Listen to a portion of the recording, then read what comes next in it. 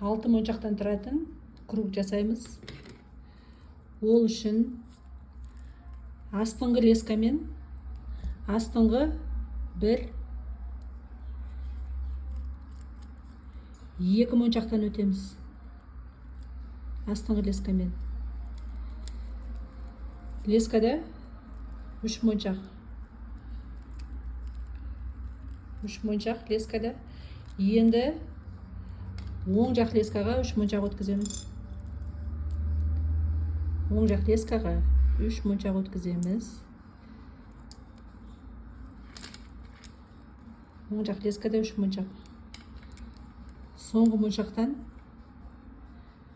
лесканың ұшымен өтіп петля жасаймыз. Сол жақ петляны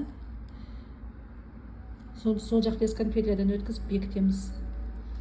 Енді астыңғы лескамен 1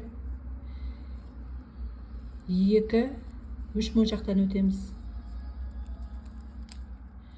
3 моншақтан өтіп оң жақ лескаға 1 моншақ өткіземіз.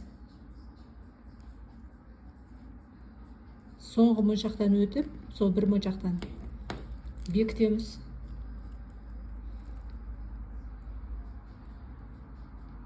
Бес моншақтан тұратын круг жасадық. Енді бізге мына 1 моншақты бекіту керек. 5 моншақтан тұратын тағы бір круг жасаймыз. Ол үшін лескамен, сол жақ лескамен астыңғы 2 моншақтан өтеміз. Сол жақ лескамен. Оң жақ лескамен 1 моншақтан өтеміз.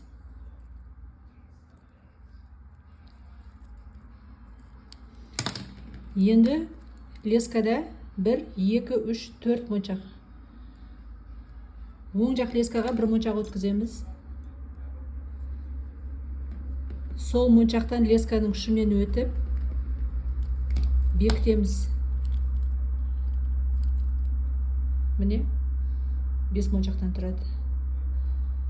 Біз қазір мына 1 моншақты бекіттік.